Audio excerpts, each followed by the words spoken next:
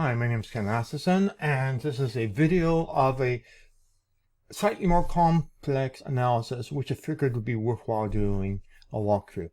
Person has put their samples through Biome and Ombre, so we have the same physical sample with its identical digital report, which is called a FASTQ file, which is then processed through different software. Ombre uses one software, Biome uses another. The software infers which bacteria are actually in the sample. So there's some disagreement between the two of them, which are spelled out in my the taxonomy Nightmare Before Christmas, which I wrote about 3 years ago. So this is as an addendum to a post which will be probably up within the next day or two, and it will be included in it. So we have first Biome. I've already done some samples too, so I'm just going to empty the basket, and I'm going to redo it because down here at the bottom I want everything, because this person is in Europe and appears to have an MD willing to do off-label prescriptions for acceptable items which don't have adverse risk or adverse side effects to deal with chronic fatigue syndrome. Fortunate situation, US, because of litigation issues, doctors are far less inclined. So first thing we do is we do everything so we get the works, and now we just do all three standard things. Here we do standard lab ranges, pops up in a new window. We get box plot whisker, get suggestions, click back and do count of Maltrop, get suggestions.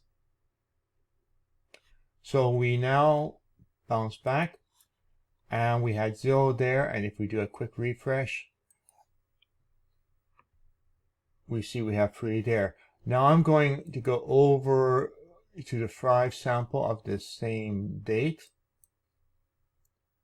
and we are going to do the same thing. First we get rid of the existing suggestions which were excluding prescription drugs. We go to box plot and we make sure we change it to everything, and now we do get suggestions, box plot, get suggestions,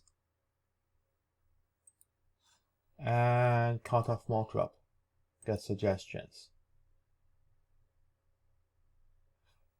So that's it. We now, if I go back here to the top of this page and do a F5, we see we have 3 suggestions. Now we go over to multiple samples, and you can see we have much more. With excluding prescription drugs, we had the top one being 1300 is now 4900. It more than tripled. Bottom one was 1200 and now it's 48, so it has almost increased 4 times as many, because we know more about drugs than we do about other things. So we go and we select those 2 and we look at the combination of the 2 of them, and we can see the relative ranking. Here is the interesting thing. So far, as I go down the list, nothing appears in terms of prescription drugs to knock off things which are on the top of the list.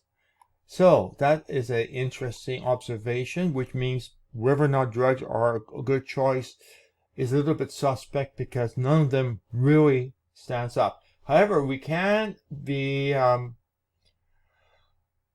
explicit, and first let's look at antivirals. We see number 1 choice is, of all things, minocycline, which is a classic for chronic fatigue syndrome. So that is there, and it is what I love seeing, with a 6-to-0 ratio. And then it goes down. Let's sort of anything else have a 6-to-0 ratio. Nope, nothing else. Another one with Flaxacin, which is another one often used for chronic fatigue syndrome, it's also there, only a quarter of the estimated priority. And it has 4 in favor, 2 opposed. So it is there as another choice. But so we have the choices there, which are people can consider or discuss it. Minocycline would be my #1 choice. I've used it myself. Lots of case studies of people using it with significant relief of symptoms. And if it's done in a rotation, such as the Sardine protocol, there's a significant percentage that goes into full remission. So that is the antibiotic route. However, we do have some other choices we can do. We can do drug and non-drug. And that's your priority. Oh, drug, nothing particularly shows up, particularly strong. So I would suggest skipping those totally.